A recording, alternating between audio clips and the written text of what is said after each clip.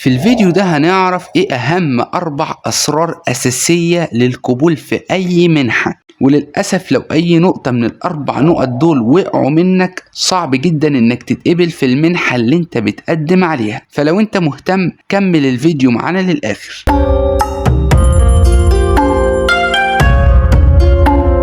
زي ما حضراتكم اكيد خدتوا بالكم من عنوان الفيديو ان في اهم 4 اسرار للقبول في اي منحة، وطبعا عايزك تاخد بالك ان انا قلت 4 نصائح للقبول في اي منحة بشكل عام، يعني من غيرهم مفيش منح خالص.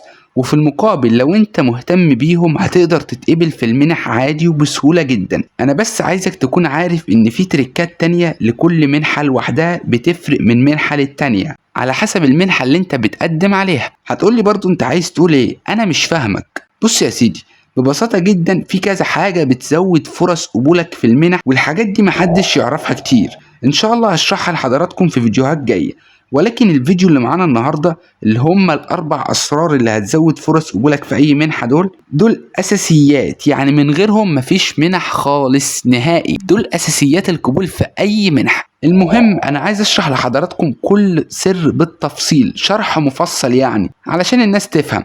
فمعلش اعذروني، هشرح كل نصيحة في فيديو لوحدها، وهحاول على قدر المستطاع ما اخليش الفيديو طويل. والسبب اللي مخليني هشرح كل نصيحة في فيديو ان انا عايز اتعمق في شرح كل نصيحة على حدة وفي شرح كل كلمة. فلو انت عايز تعرف ال4 اسرار وتتقبل في اي منحة انت عايزها ايا كانت فين او ايا كان التخصص اللي انت عايزه ايه، فاهلا بيك معانا. اولا كده اول سر معانا للقبول في المنح وهو درجاتك في المدرسة. وخد بالك معنى ان هو اول سر معانا يعني اهم نصيحة فيهم كلهم بدون استثناء. واي منحة في العالم اول حاجة بتبص عليها وبتحدد قبولك معاهم بسببها هي درجاتك في المدرسة. وعلشان انا عايزك تكون مختلف عن كل اللي بيقدموا معاك وتثبت نفسك وتتقبل بسهولة جدا، هقولك على سر خطير جدا جدا علشان اخلي عقلك يستوعب ويصدق الكلام بسرعة. بص، انت اكيد عارف ان في ناس ومكاتب بتساعد الناس اللي عايزين حد يقدم لهم في المنح. ده طبعا بالنسبة للناس اللي عايزين حد يقدم لهم في المنح. الناس بقى والمكاتب اللي بيقدموا للطلاب في المنح دول، الحمد لله ربنا كرمني وقابلت واحد شغال في مكتب من المكاتب دي، فكنت بسأله على حوار المنح وازاي اتقبل في المنح اللي بقدم عليها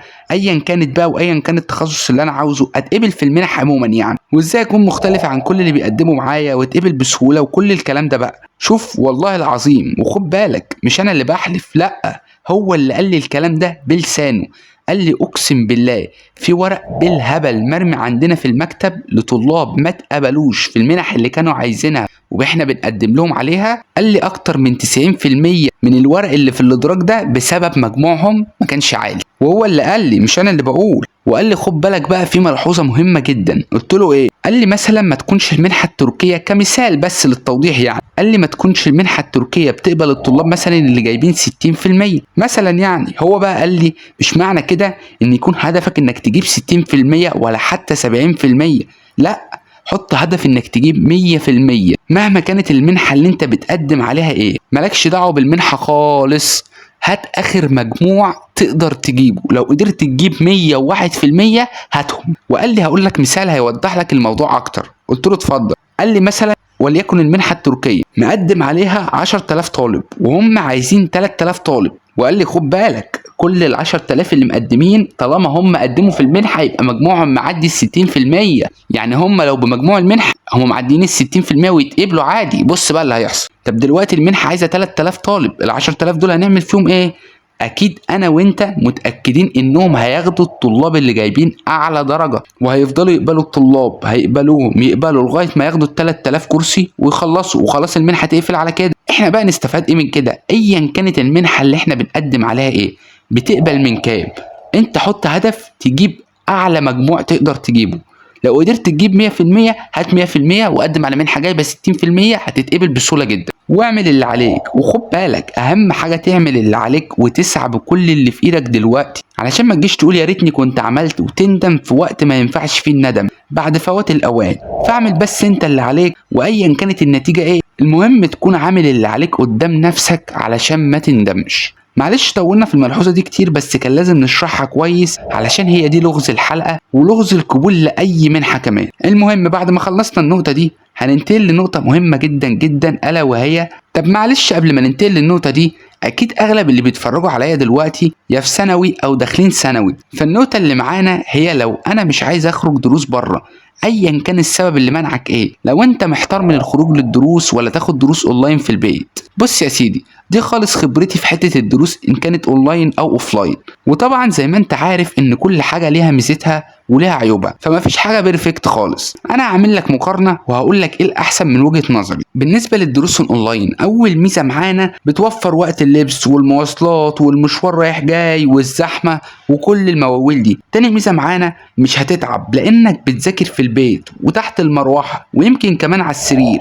بتذاكر في الحته اللي تريحك بمعنى اصح. تالت ميزه معانا مفيش فلوس، حتى لو دفعت هيبقى قليل جدا لانه مفيش مواصلات ولا مذكرات ولا كل الحوارات دي. ده طبعا غير ان في مزايا تانية كتيره هديك الوقت عن شرحها دلوقتي، انا قلت الاساسيات بس. بالنسبه للدروس الاوفلاين، اول عيب معانا وهو اهدار وقت من لبس ومواصلات ومروح ومجي وزحمه. تاني حاجه تعب ومجهود كبير من الدنيا حر او الدنيا منطره والجو ساقعه وغيرها، ورايح الدرس وجاي من الدرس والتاني والتالت وكل ساعه خارج وكل يوم والحوارات دي. تالت حاجة سلبية معانا في الدروس الأوفلاين وهي فلوس كتير من مدرسين بقى ومذكرات ومواصلات، والدنيا حر هجيب حاجة والدنيا ساقعة أصل أنا جعانة وكل الحوارات دي. وكفاية لحد كده علشان لو فتحت في الموضوع ده مش هخلص خالص. خليني أفكرك وأظلمك في نفس الوقت. هفكرك إن كل الكلام اللي أنا لسه قايله لك ده ما بين قوسين من وجهة نظري أنا ومن تجربتي انا، واللي انا شفته في التجربتين دي وجهة نظري فيهم. وهصدمك واقول لك ان للاسف الدروس الاونلاين نسبة كبيرة جدا جدا من الناس مش هينفع معاها الموضوع ده خالص، ومش عايزك تحبط خالص لاني هقول لك ايه السبب والعلاج دلوقتي. السبب انه رغم كل المزايا اللي انت شايفها في الدروس الاونلاين دي، الا انه في نقطة مهمة جدا جدا محدش هيقدر يعرفها غيرك انت او انتي،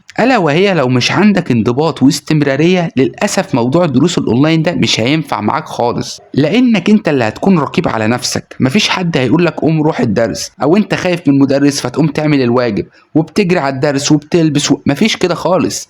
انت اللي بتقوم نفسك تقعد على المكتب تذاكر، انت اللي بتقوم نفسك تعمل الواجب، انت بتصحى بدري عشان مش عارف ايه. فانت لو ما عندكش انضباط داخلي اعتقد صعب جدا الدروس الاونلاين تنفع معاك. نهاية الموضوع يعني اللي هيقدر يحدد انت هتقدر تاخد دروس اونلاين ولا لا هو انت، لان انت اكيد عارف ان قدراتك انت مش زي قدراتي انا، وبرضه مش زي قدراتك انت.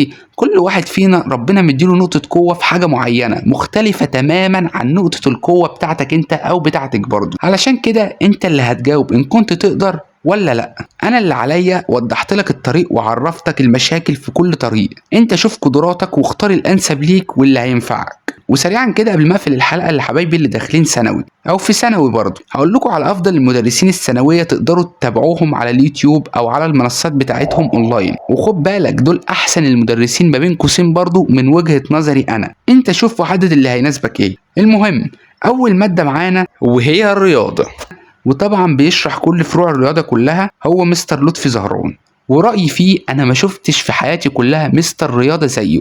والله والله والله اسطوره، وهيفهمك بسهوله جدا جدا جدا، واوعدك انك مش هتلاقي حد بيشرح الشرح اللي هو بيشرحه. بالنسبه لتاني ماده معانا وهي الكيمياء، والمدرس بتاعها خالد صقر، واقسم بالله هو فعلا صقر، شرحه فوق الروعه، تحفه تحفه تحفه. تالت ماده معانا وهي الاحياء، وطبعا الدكتور محمد ايمن، ده بقى راجل محترم جدا وشرحه فوق الروعه، هيخليك تعشق الاحياء حرفيا. رابع ماده معانا وهي الفيزياء.